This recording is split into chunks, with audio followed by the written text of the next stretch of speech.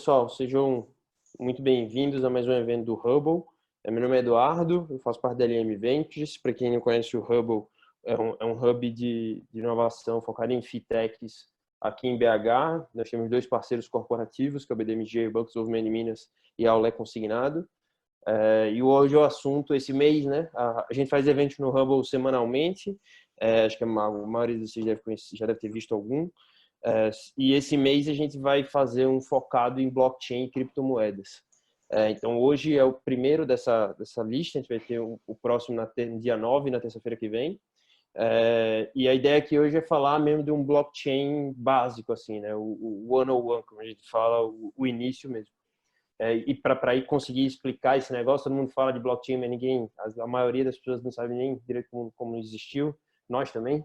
E a ideia é falar disso para conseguir sedimentar e a gente conseguir depois continuar as discussões durante o mês todo. A gente vai ter um painel sobre criptomoedas, no fim do mês vai ter até um workshop sobre como implementar produtos de blockchain na empresa.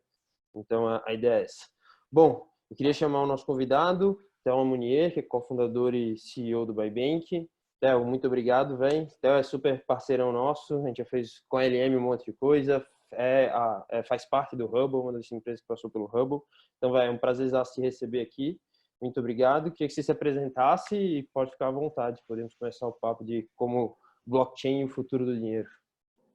Obrigado, Edu. Saudades do Hubble, né? A gente saiu de lá no final do ano. Ficamos até o limite do tempo, assim, porque era um ambiente que a gente gostava muito. Foi de muito aprendizado para a gente em todos os aspectos. O próprio espaço físico do Hubble é muito interessante, né? Tem sempre gente circulando do mercado financeiro. Então, para quem é do mercado de fintech, para quem tá no meio, eu acho que é um programa que valeu a pena demais para a gente se envolver e eu recomendo. Não vou gastar muito tempo falando de mim, não, porque eu acho que o assunto é muito mais interessante que eu, mas eu sou um ex-advogado. Eu parei de advogar em 2017, eu era especialista em direito bancário, eu atuei quase 10 anos trabalhando na parte do direito que tocava o mercado financeiro. Já estudava blockchain há alguns anos, mas depois que eu vi todas as possibilidades disso aí, principalmente em relação ao aspecto da economia que eu mais gosto, que é a parte monetária, eu estudo dinheiro, vamos dizer assim, há vários anos, eu vi que isso aqui era o futuro, que não tinha jeito, que eu tinha era que mudar de área rapidamente aí, e desde então estou nessa luta, desde outubro de 2017, tentando fazer alguma coisa na área, e acho que agora com um relativo sucesso.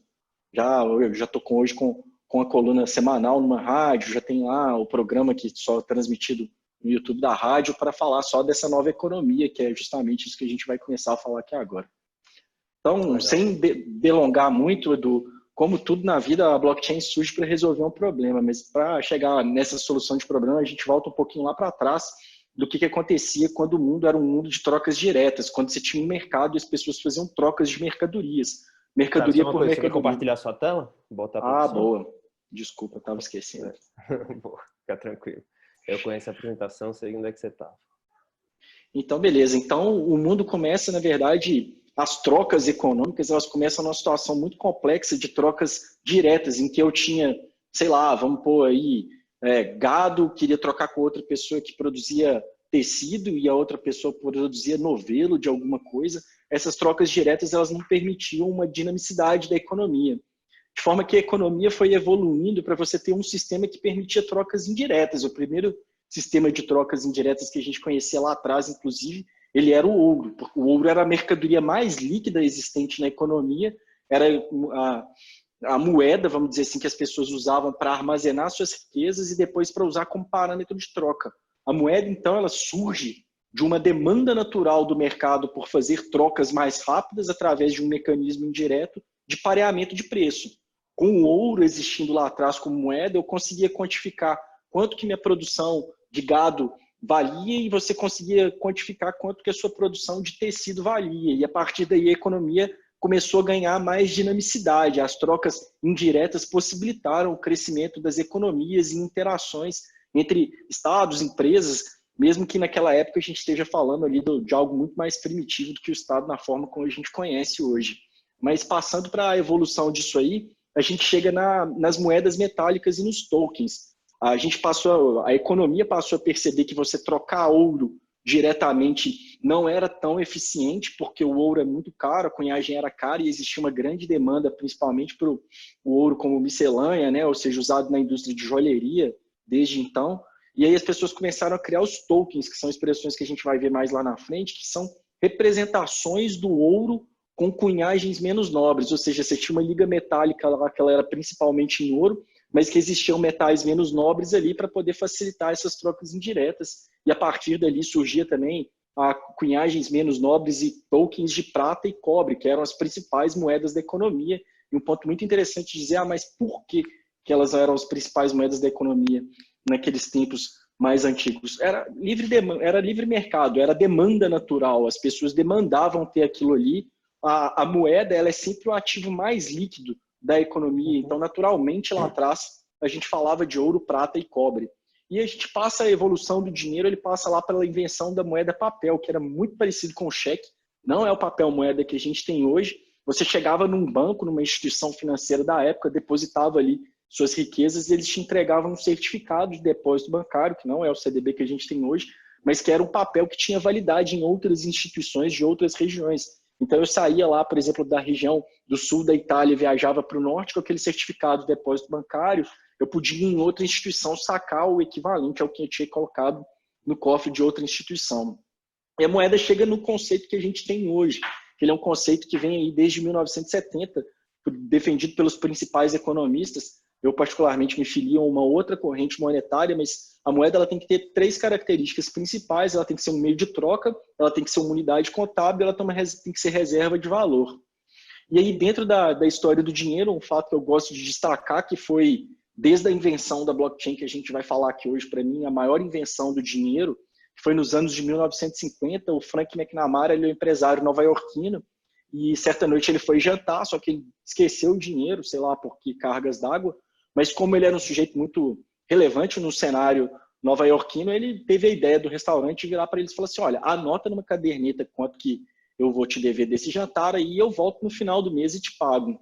E disso surgiu um negócio, ele lançou um cartão de papel chamado Diners Club, que para algumas pessoas ela distribuía esse cartão dava crédito para aquela pessoa, ou seja, credibilidade, crédito vem do latim credere, quer dizer confiança, que aquelas pessoas podiam anotar as suas contas em alguns restaurantes credenciados na caderneta e que elas pagariam no final do mês. E a partir daí surge o primeiro cartão de crédito do mundo, que é o Diners Club. Então, deixa eu só te interromper, só para fazer Fica à um vontade. comentário. Eu estava vendo era um investidor desse de cripto essa semana na TV falando, na Bloomberg, e uma das coisas que ele estava comentando que eu não tinha parado para pensar, mas eu, de certa forma, concordei, era que a maior inovação, a última inovação que a gente teve no dinheiro e na forma como a gente compra era o cartão de crédito, assim. Que é um negócio criado. Tudo bem, ele era investidor em cripto, mas era uma dos argumentos dele para o uso de cripto. Eu achei interessante que realmente foi criado 70 anos atrás e desde então não mudou muita coisa, desde que o cartão de crédito foi criado. Assim, o cartão de crédito ele evoluiu bastante como produto, mas em termos disruptivos para o mercado de pagamentos, né, de transações monetárias, ele foi o que aconteceu de melhor. Desde então não se viu mais nada.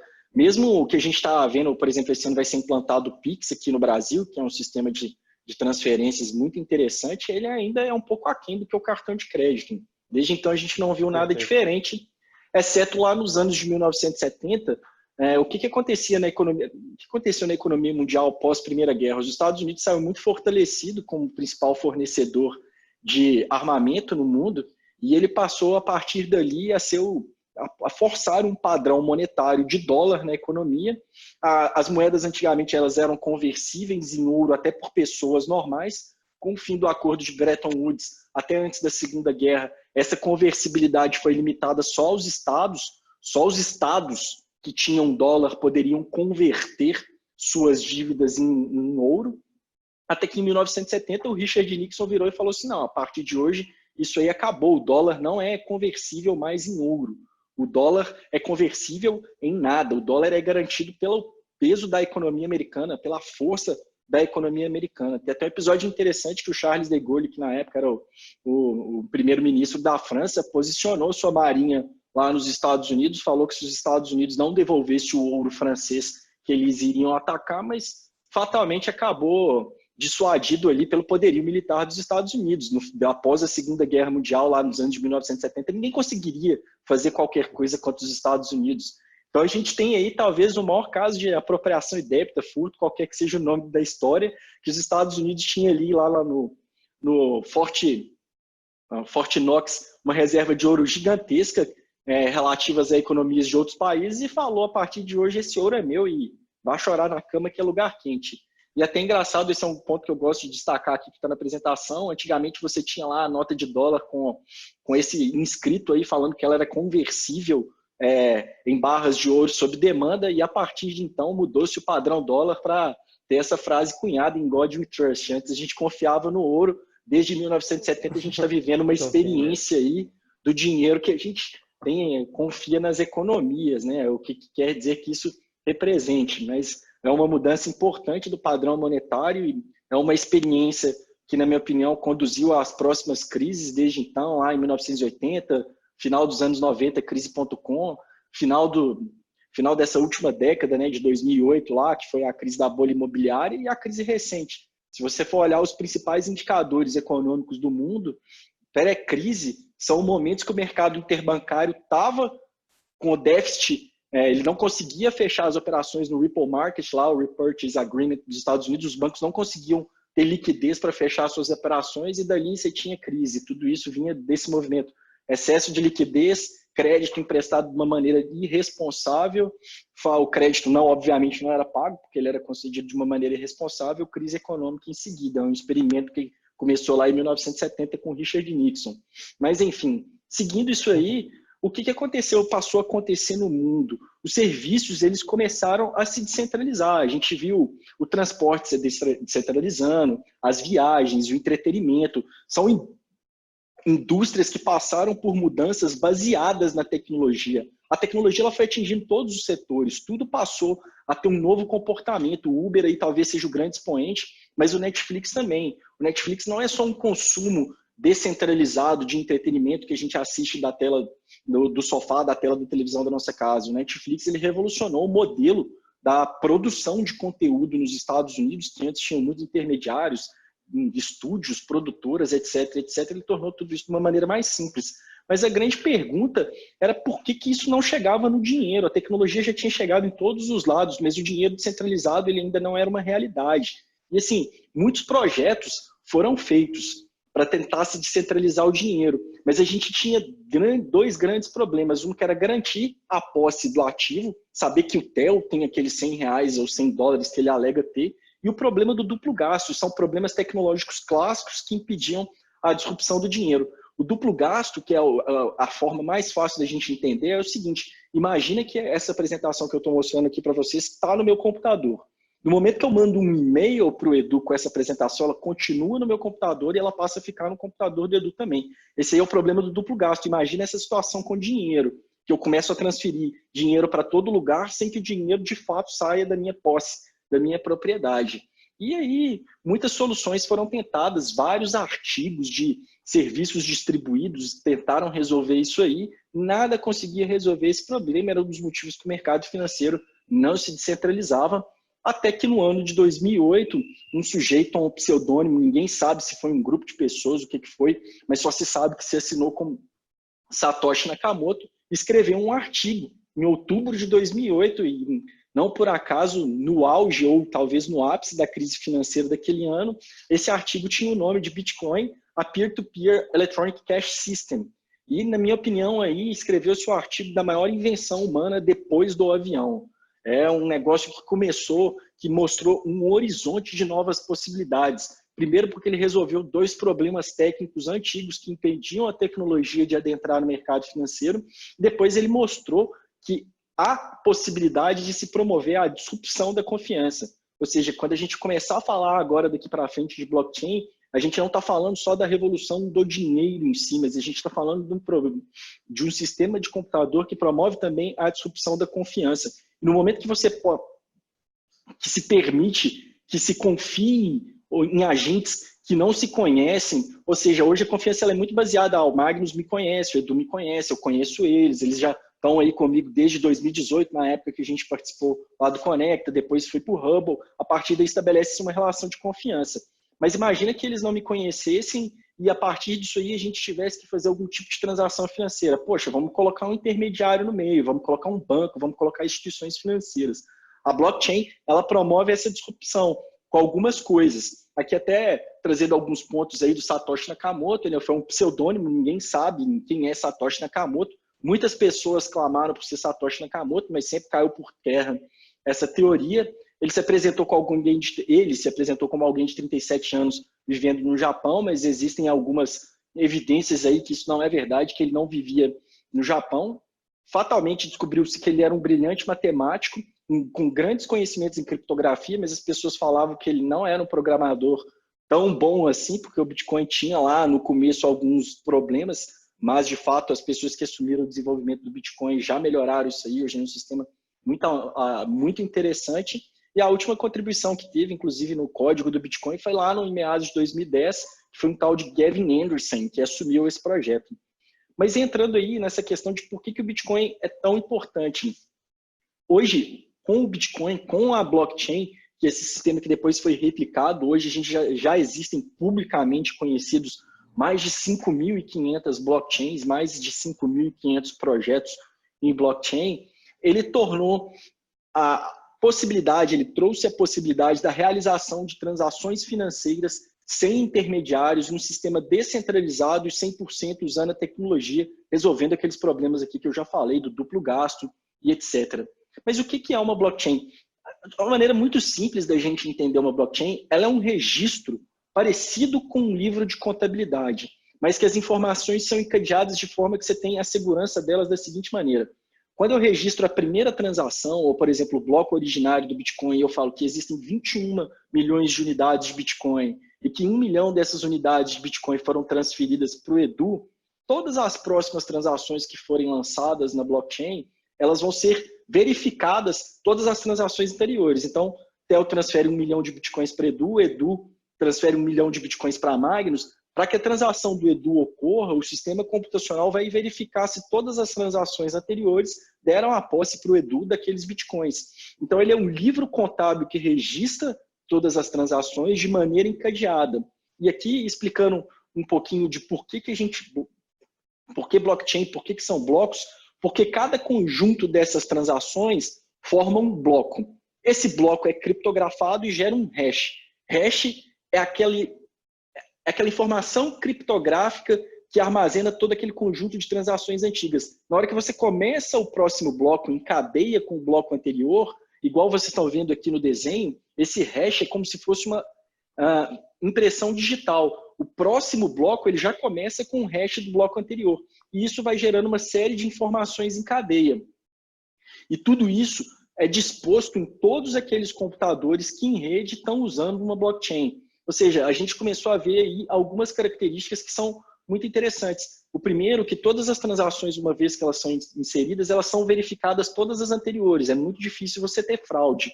E nisso, além de tudo, a gente tem uma questão da blockchain que é a imutabilidade das transações.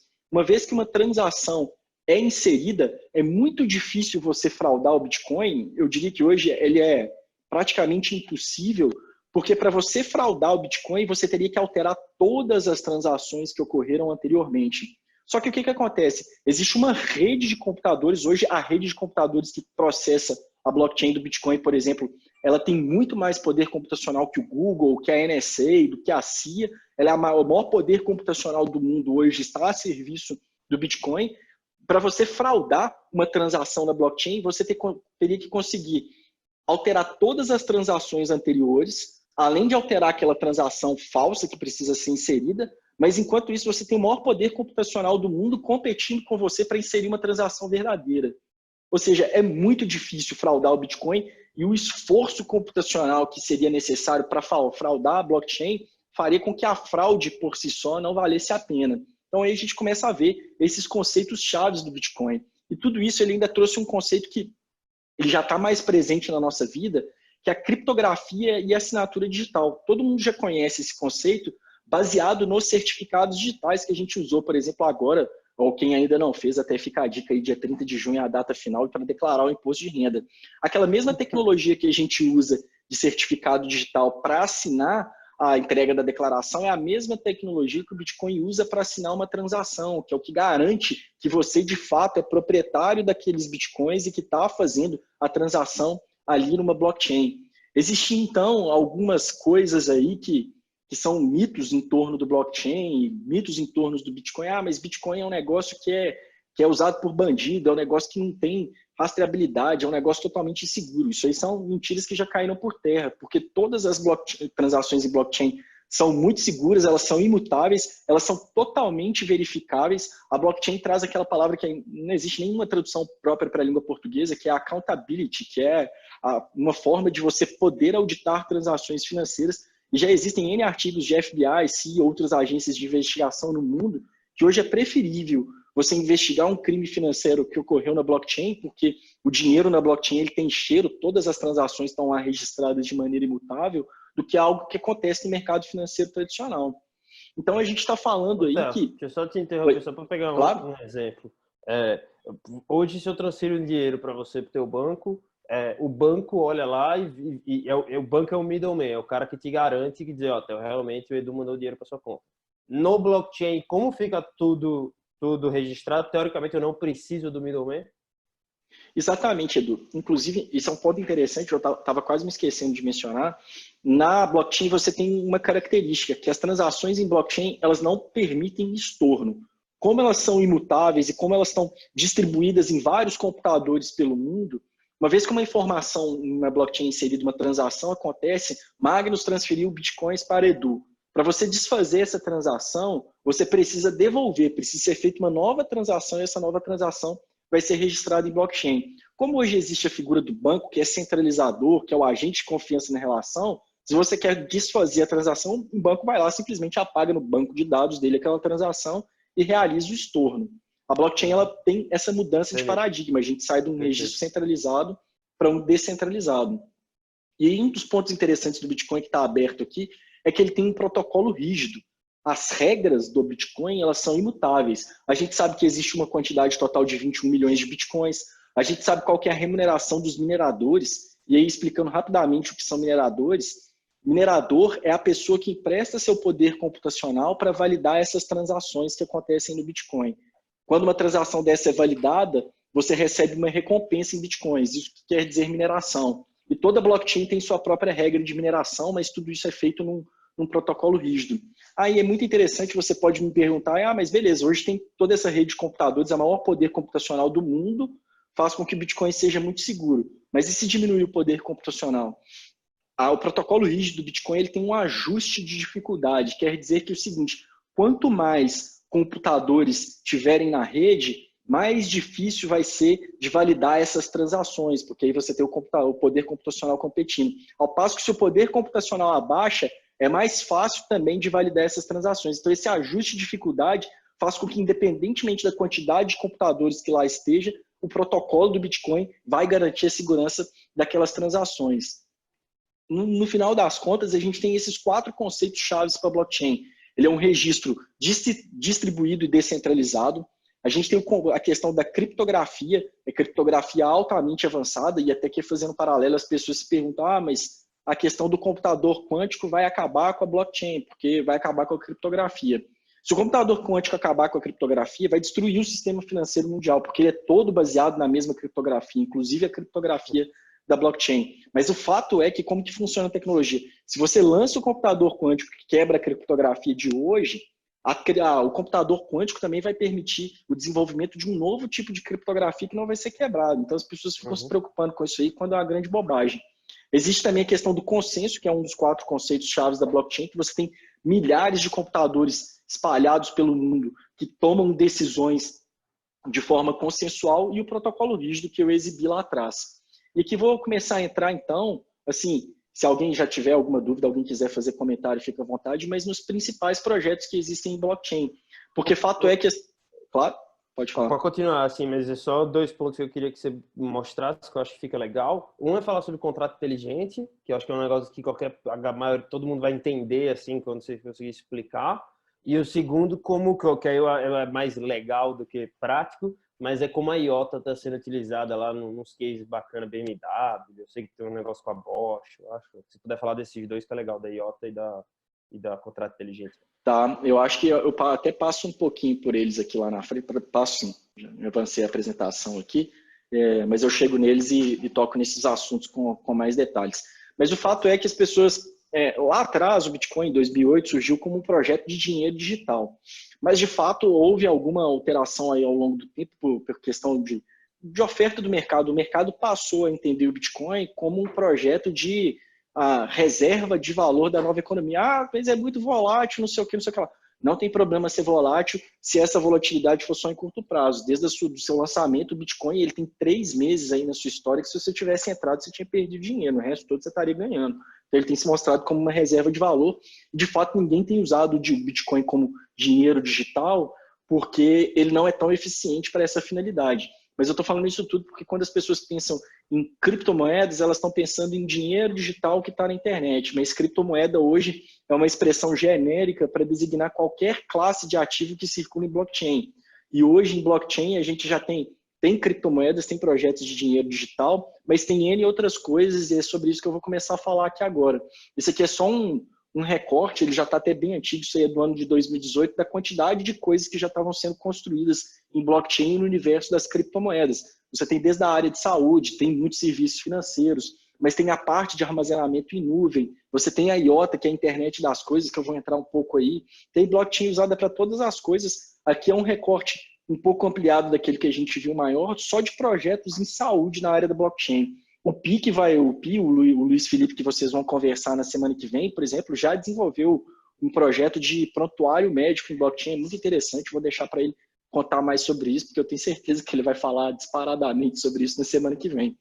Mas entrando um pouquinho agora aqui nas partes dos projetos, como eu disse, existiam projetos de dinheiro digital, existem projetos de dinheiro digital, criptomoeda na acepção da palavra, o Bitcoin era um deles, mas particularmente a gente defende a tese aí que Bitcoin ele é reserva de valor, não necessariamente ele é dinheiro, mas você tem projetos mais eficientes, a Litecoin, o Bitcoin Cash, a Monero, esses aí são projetos no universo de dinheiro digital.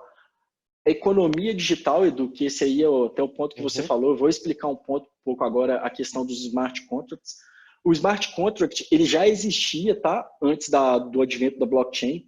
O Nick Szabo, que é um programador muito famoso lá nos Estados Unidos, ele concebeu o conceito de smart contracts nos anos de 1990 e ele ele explicava o smart contract do jeito mais fácil, o jeito que eu mais gosto de explicar, que é a máquina de refrigerante, que você coloca uma nota de dinheiro na máquina de refrigerante, ou você insere seu cartão de crédito, e quando você aperta lá o botão, sai uma Coca-Cola, qualquer refrigerante desses aí que seja para você beber. Então, o que é um contrato, um smart contract, um contrato inteligente, um contrato digital? Ele é um programa computacional que verifica uma condição antecedente e faz com que a condição sucedente se realize. Ou seja, if this then that.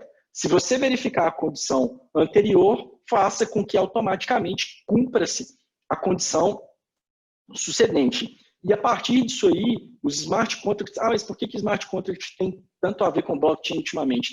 Porque você tem essas regras computacionais que se transformam num contrato. Mas a gente sabe que código de computador, que programa de computador pode ser alterado.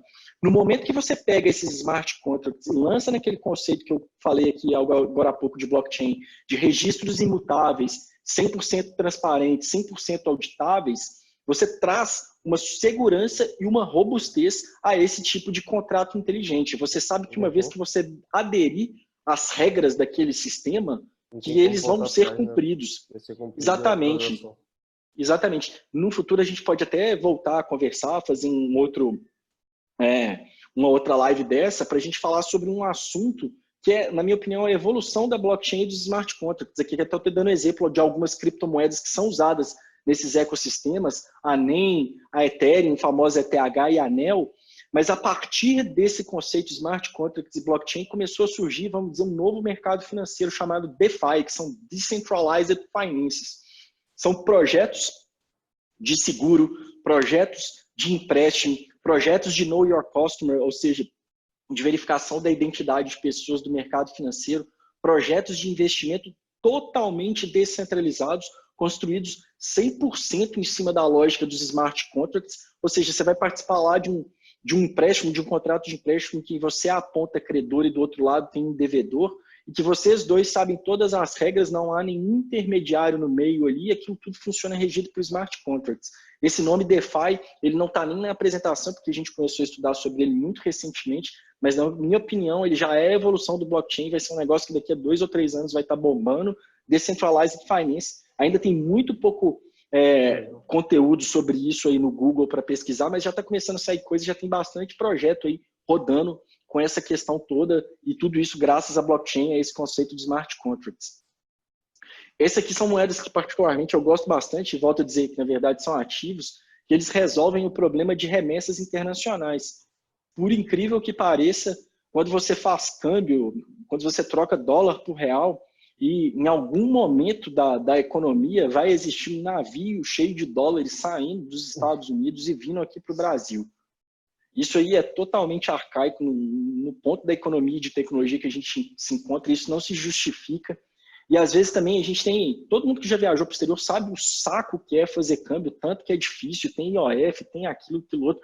E assim, a operação ruim, né, cara? A gente perde muito dinheiro fazendo câmbio. Perde muito dinheiro. E assim, vamos dar um exemplo simples, daqui para os Estados Unidos já é chato. Imagina quando você vai para um país que é uma moeda que não tem tanta circulação, que não tem paridade com o real. A Ripple e a Stellar, inclusive a Ripple, ela já é usada por grandes bancos no mundo todo para resolver a facilidade de câmbio. Elas são moedas que elas tentam abstrair um pouco do conceito da moeda especificamente, de forma que se eu tenho real e chego como na minha carteira eletrônica ou no meu cartão de crédito, chego lá nos Estados Unidos e quero pagar uma transação, ela vai descontar reais da minha carteira e vai entregar dólares para a pessoa que está na outra ponta.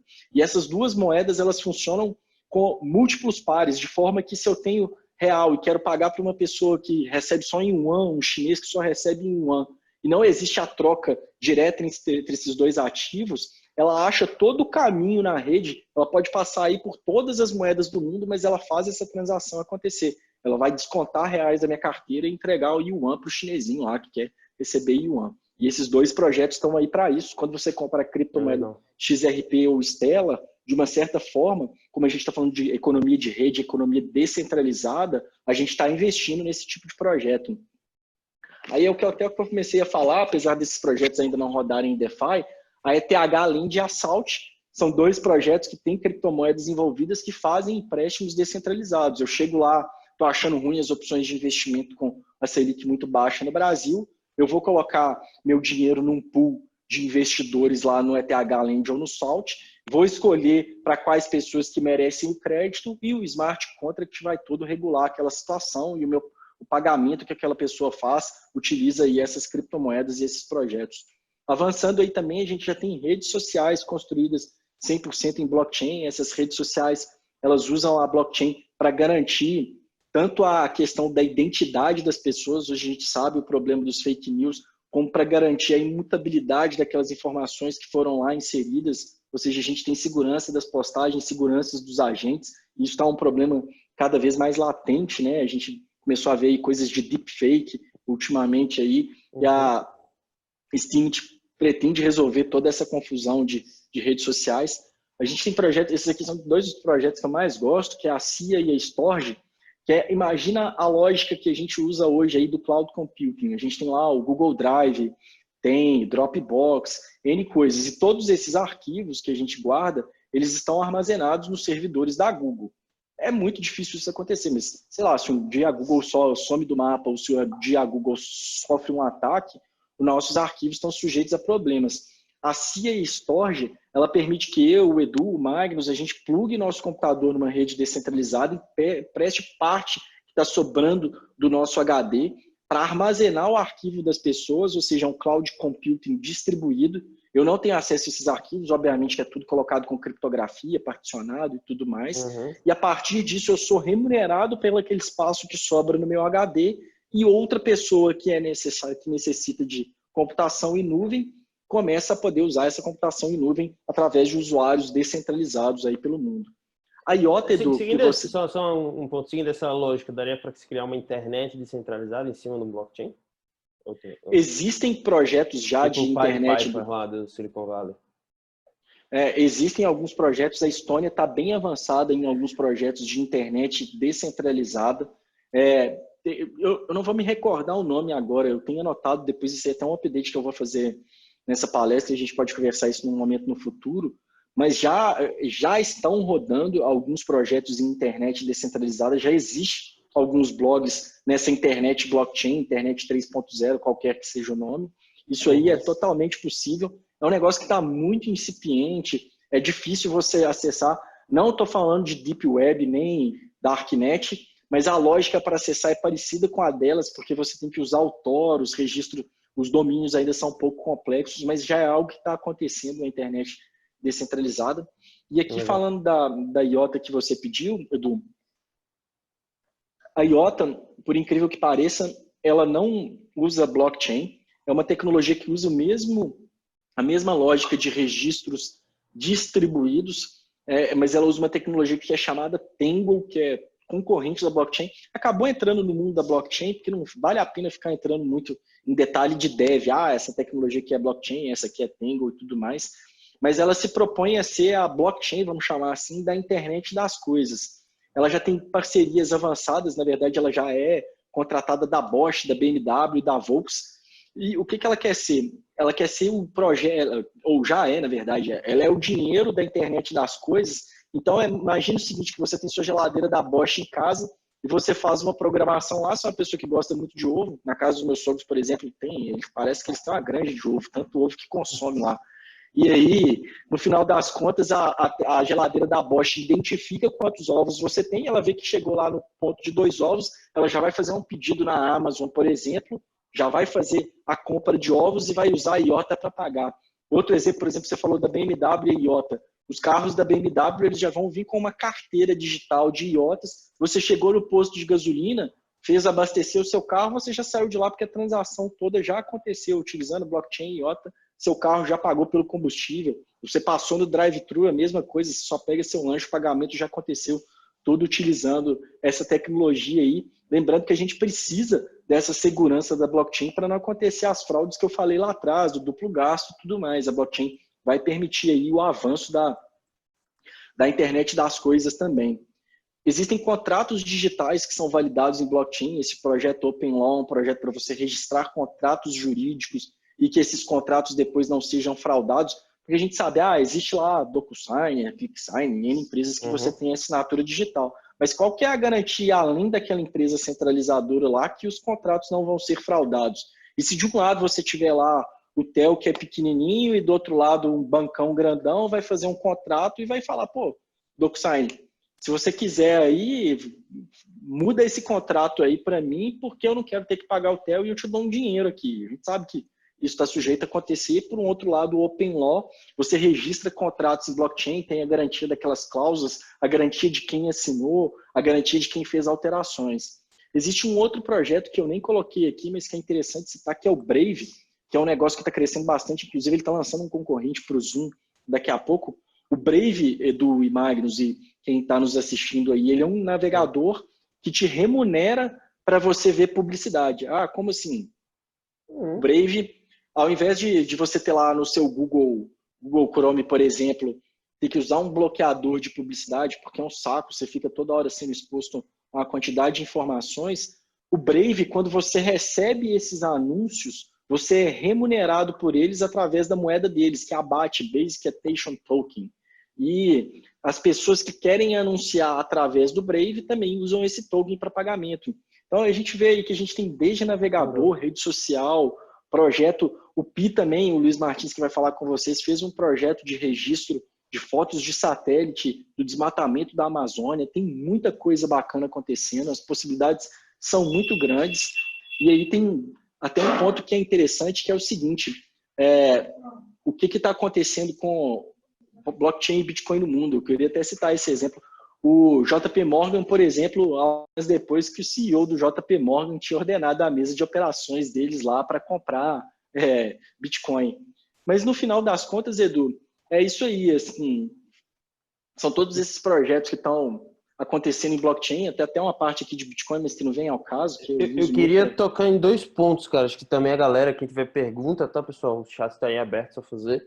Mas 2 pontos que eu acho interessante, até porque a gente falou sobre mineração. E é um negócio que a gente acabou de acontecer, eu acho que vale para a galera entender. o halving acabou de acontecer, né? O que é o halving? Por que ele aconteceu? Qual é a lógica dele acontecer? E depois queria que a gente entrasse numa outra, até seguindo o comentário que a Lívia fez no chat, de que minerar Bitcoin, acho que antigamente, lá atrás, era um negócio que valia a pena. Hoje em dia, não sei mais se vale, até pelo custo. Tem um custo muito grande de energia, até que tem a Greta Thunberg lá fica reclamando dos Bitcoin que está minerando, está atrapalhando o planeta. Então tem umas lógicas dessa também. Eu queria que você falasse um pouquinho do halving, por que ele existe e por que a mineração deu nisso. Edu, o Bitcoin, diferente da experiência monetária que a gente vive lá desde o ano 1970, ele é uma moeda deflacionária. A moeda que a gente tem hoje ela é uma moeda inflacionária, quer dizer que a base monetária dela se expande. Hoje a gente tem 100 milhões de dólares na economia, amanhã 200, 300 e tudo mais. O Bitcoin ele tem 21 milhões de unidades. Essas unidades não são liberadas todas ao mesmo tempo, elas são liberadas, como eu tinha falado lá atrás, dentro do protocolo de mineração. E esse protocolo de mineração, quando o Bitcoin foi lançado, ele tinha lá uma regra, olha, vão ser liberados para cada bloco minerado tantos Bitcoins. A cada número de blocos minerados e dado a velocidade de uso da rede, esse evento ocorre a cada 4 anos aí, essa recompensa diminui pela metade. Até 12 de maio desse ano, por exemplo, antes da gente chegar no bloco de 630 mil, você tinha para cada bloco minerado uma recompensa de 12,5 bitcoins. Como moeda deflacionária, de base deflacionária, desde a mineração desse bloco 630 mil, a gente teve o halving, que é a corte da recompensa da mineração pela metade.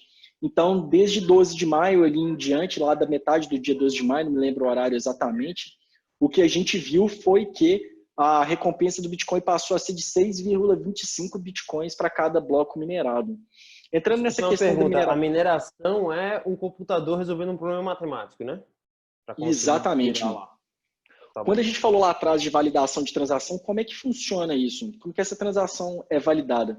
Existe literalmente uma equação matemática a ser resolvida. Quanto mais computadores estiverem ligados, mais difícil é de resolver essa equação matemática. Quanto menos computadores estiverem ligados, mais fácil é resolver essa equação matemática. E eles falam que o Satoshi era um matemático brilhante, porque existe a seguinte questão. A equação matemática ela é muito difícil de ser resolvida, mas ao mesmo tempo ela é muito fácil de ser verificada. Então você prova que aquilo ali aconteceu. Mas aí o que acontece disso tudo, Edu? Como existem muitos computadores competindo para poder minerar, e respondendo a pergunta da Lívia, de fato você precisa gastar muita energia para poder minerar Bitcoin. E existe um cálculo aí, que é um negócio chamado hash rate, que eu não sou do meio computacional nem matemático, não vou saber entrar em detalhes, mas que é o cálculo de quando que vale e quando que não vale a pena minerar Bitcoin. Inclusive, esse hash rate é o que mede isso aí, porque de acordo com o valor da moeda tem mais computadores ligados ou de acordo com o valor tem menos computadores ligados. Mas o fato é que esses computadores, eles geram uma quantidade de calor muito grande, porque você demanda muita capacidade computacional para poder processar isso aí, e quando gera esse excesso de calor, você precisa também, ao mesmo tempo, gastar muita energia, além do computador em si, muita energia para resfriar.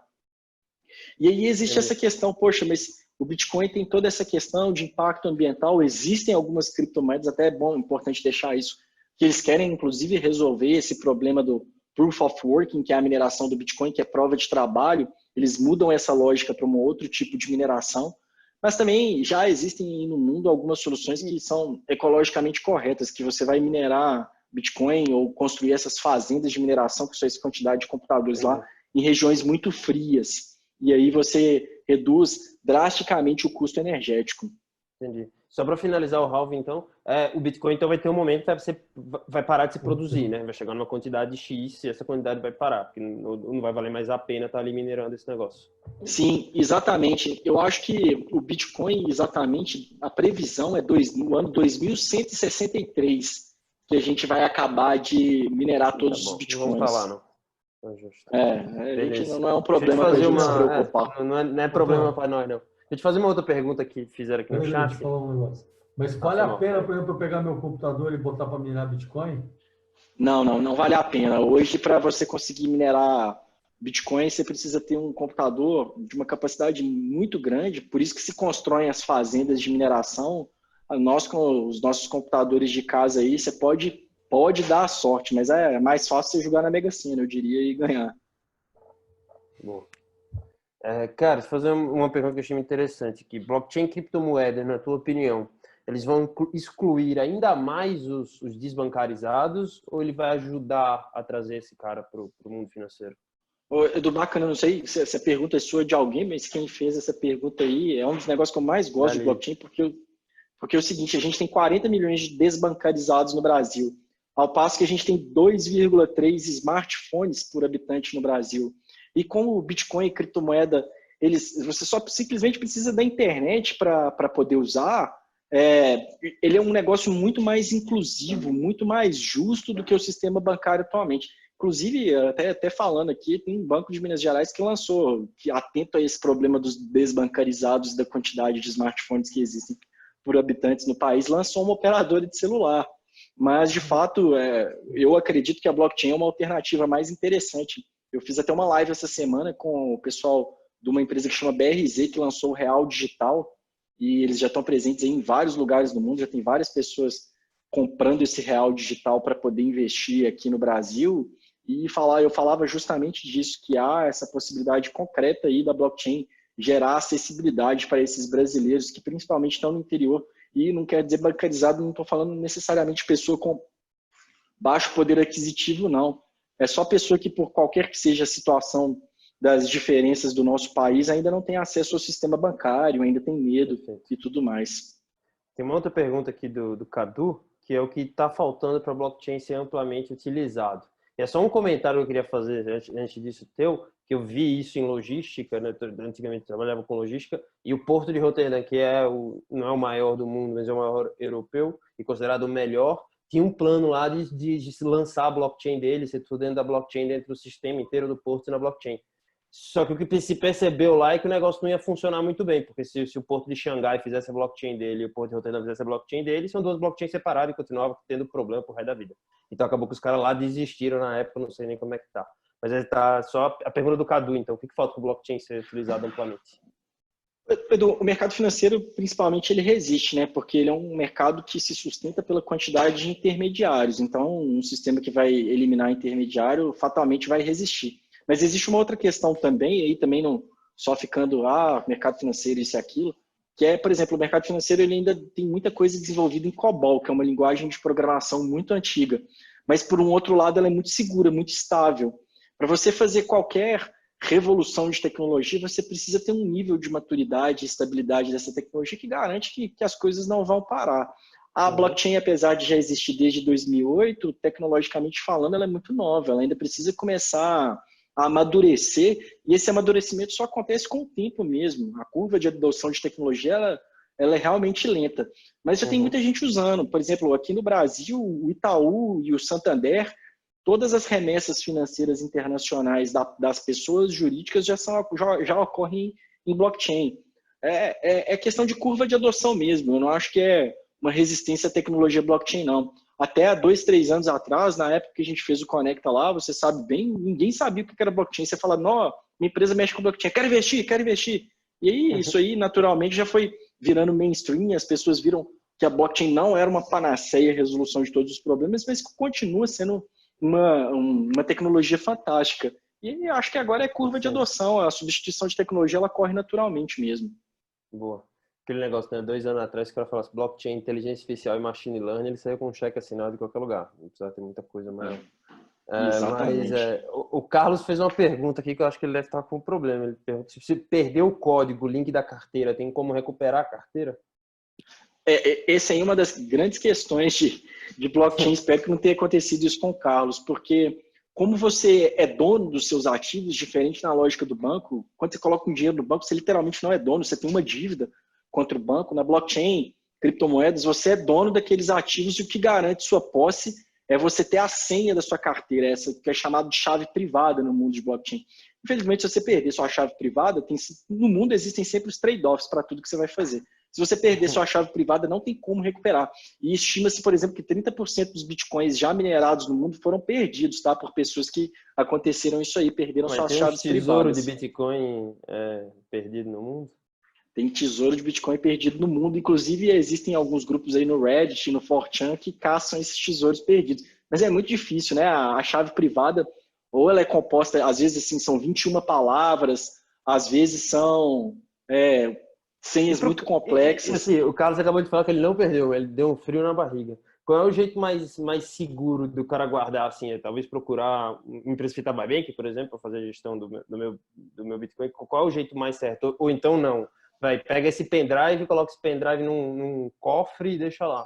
Guarda pelo resto da vida. Ô Edu, para pessoas simples, eu acho que a maneira mais eficiente de guardar criptomoeda e guardar seus ativos digitais é um negócio que chama Paper Wallet, que é um pedaço de papel que você imprime, que tem lá toda sua chave privada e você guarda esse pedaço de papel no cofre. O Buybank, a gente faz a custódia de criptoativos para os clientes, mas a nossa proposta de valor não é fazer a custódia, é dar uma exposição segura, diminuir a volatilidade fazendo gestão ativa, carteira administrada. Acaba que a gente resolve o problema da custódia, mas não é isso bem. Se a pessoa já tem seus bitcoins lá, imprime a Paper Wallet, guarda no cofre. Isso aí é fácil, é simples, emplastifica esse papel, sei lá, passa alguma coisa que vai fazer ele ficar indestrutível e guarda no cofre, não perde isso não, pelo amor de Deus. Beleza, legal. Bom, eu tenho algumas perguntas aqui, se a galera tiver também, a gente faz nesse finalzinho. Mas, cara, você comentou sobre a Estônia, e eu queria, se tiver mais um pouco de informação sobre isso. A Estônia acho que é o país no mundo que mais adotou, assim, né, a blockchain e tudo que a blockchain tem. E eles têm, eu já vi mais de um programa diferente governamental utilizando. O que eles estão fazendo, se isso é bom ou é ruim? E se faz algum sentido, por exemplo, eu sei que no momento a gente tem problemas um pouco maiores aqui, descobri que é o ministro da Saúde mas assim, se faz sentido a gente fazer um negócio desse. Ô, Edu, a Estônia, ela tem, eu vou contar porque que a Estônia tem esse histórico tão evoluído. A Estônia saiu da União Soviética numa situação muito ruim, né? Era um país muito pequeno, pouca gente, a economia não tinha como ter indústria, não tinha como ter nada, e tinha horror à burocracia, porque você imagina que uma das coisas que mais tinham lá na antiga União Soviética era burocracia. Então, as pessoas que assumiram lá a Estônia tiveram essa brilhante ideia, pô, o que dá para fazer aqui nesse país? Vamos fazer ser muito fácil empreender, abrir empresa e atrair capital estrangeiro de gente que quer empreender, vamos nos tornar um terreno fértil de empreendedorismo. E a partir daí eles começaram a adotar lá, por exemplo, o e-citizenship, que é você se tornar um cidadão digital da Estônia, e tudo isso é feito em blockchain.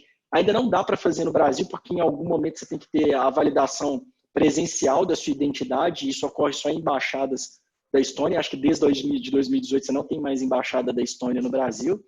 Mas o fato é que, por essa situação de querer incentivar o empreendedorismo, de querer incentivar a economia da Estônia e sem muitas alternativas, para não ter nenhum tipo de fertilidade ou tipo de atrativo industrial, tem uma população muito pequena, a Estônia começou a incentivar aí que as pessoas fossem para lá empreender e adotar projetos de empreendedorismo.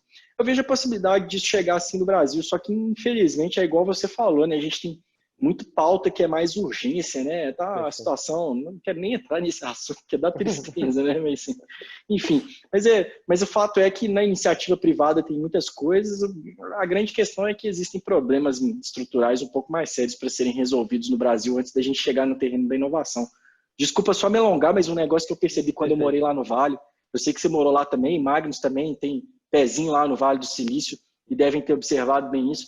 O que acontece? Em países que você tem algumas outras situações mais bem resolvidas, problema de segurança, você não tem tanto problema de segurança pública, a saúde está melhor, a economia melhor, a educação melhor, as pessoas têm mais tempo para poder inovar, resolvendo pequenos problemas. Lá no Vale do Silício era um negócio que eu ficava impressionado, porque tinha uma empresa lá que ela resolvia o problema da repimboca da parafuseta do ramo de empresas X.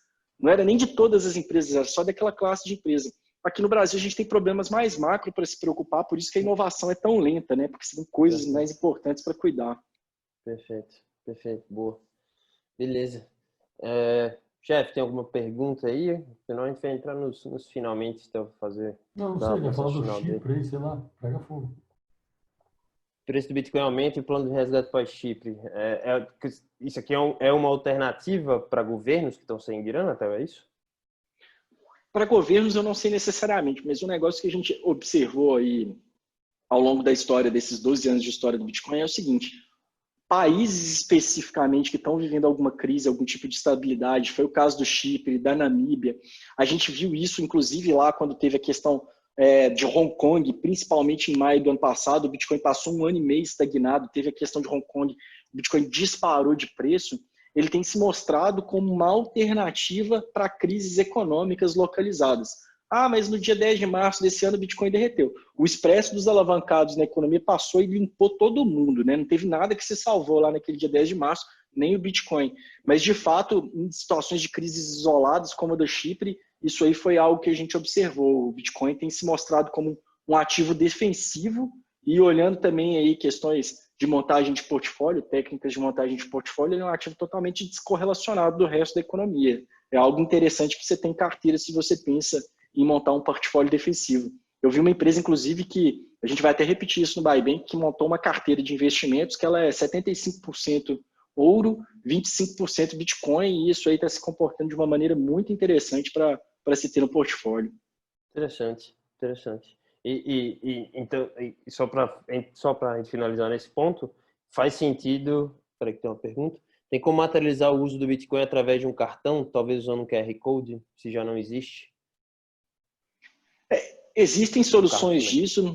Depois aí, se alguém quiser pesquisar, uma empresa chama Alterbank, até uma parceira nossa aqui, o Alterbank ele tem essa proposta. Você consegue usar seus bitcoins com um cartão de crédito Visa. QR Code também é possível. Existem algumas... A maquininha da Cielo, na verdade, ela já é habilitada para você fazer pagamentos com Bitcoin usando QR Code. Mas o fato é que aquilo que eu falei no começo, né? As pessoas não estão usando o Bitcoin como meio de pagamento na original dele, mas mais como reserva de valor, até pelo potencial especulativo que existe aí dele. Existem dinheiros digitais mais eficientes que o Bitcoin nesse momento. E só para finalizar, então, já que a gente já estourou aqui o tempo, falar desse ponto sobre investimento, né? Bitcoin hoje criptomoedas em geral, hoje é na tua visão, um ativo que faz sentido todo mundo ter dentro do portfólio dele, se você tenha, sei lá, fundo imobiliário, renda fixa, renda variável, etc. Faz sentido também, para esse caminho que as criptomoedas estão dando mais, ou então é dessa forma que nós, cidadão comum, conseguimos comprar cripto e ter um contato com cripto para investimento? Ô Edu, eu vou falar um negócio que é tese de investimento do Buybank, minha e pessoal dos meus sócios. Quando você vai fazer investimento, uma parte do seu patrimônio, diria que em torno de 80%, tem que estar em investimentos que são muito seguros, que você não vai perder nada, você pode até não ganhar, mas que do outro lado, os outros 20%, você tem que fazer um negócio que chama-se assimetria de risco, que é você tem até risco de perder. Se você colocar lá $10.000, R$10.000 em Bitcoin, você tem chance de perder, tem. Mas a assimetria do risco é tão favorável, o Bitcoin tem tanto potencial de multiplicar pelo tamanhozinho do mercado que é e pelo potencial da tecnologia que vale a pena você se expor a esse risco. Poxa vida, se eu invisto em Bitcoin igual aconteceu no passado e ele tem esses rompantes de aumentar os zeros lá à direita e ainda há possibilidade para isso, porque eu até coloquei aqui na tela o Bitcoin em perspectiva de outras coisas do mundo. O mercado total do Bitcoin é menor do que o Jeff Bezos, só para a gente ter ideia, menor do que a Amazon e tudo mais. Vale a pena você assumir uma posição de investimentos. Desculpa fazer o jabá, mas lá tchaubanco.com.br, quem não quiser se preocupar com isso, acessa lá o site do Buybank, que nossa proposta de valor é dar uma exposição segura para clientes, tentando reduzir a volatilidade. Mas assim, eu não sou gestor CVM nem agente autônomo de investimentos. Eu estou falando o que eu faço com o meu dinheiro. 80% do meu dinheiro está lá no basicão, que eu sei que eu não vou perder nunca, título de tesouro direto, essas coisas. E o resto, meu amigo, tá todo em criptomoeda. Deixa o pau quebrar lá. Se perder, perdeu, mas eu acho que eu vou ganhar dinheiro com isso aí. Não é justo. Bom, cara, já 7h35, passamos aqui do tempo, mas acho que foi muito legal. Só tenho a agradecer, acho que em nome da LM, em nome do Hubble. Muito esclarecedor. Obrigado, cara. Acho que foi bem legal. Bem legal mesmo. Valeu demais. Theo, todo mundo está aqui. Pessoal, a gente vai fazer esse mês inteiro com um foco em cripto, em blockchain. Próximo evento na semana que vem, no dia 9, na terça-feira, vai ser a gente vai fazer em parceria com a AB Fintech, a Associação Brasileira de Fintech. Vamos fazer um painel, até vamos receber o Pi, né, o Luiz, que é o sócio do Theo, que hoje é um do responsável lá dentro da equipe sobre as análises e tal. E vai ser um painel para discutir criptomoedas, discutir o atual momento, como é que a criptomoeda está sendo usada nessa crise agora que a gente está passando pelo Covid e tal. Então, assim, quem tiver interesse, vai ser muito legal só ficar de olho no LinkedIn do Hubble, nas redes sociais do Hubble, para se inscrever.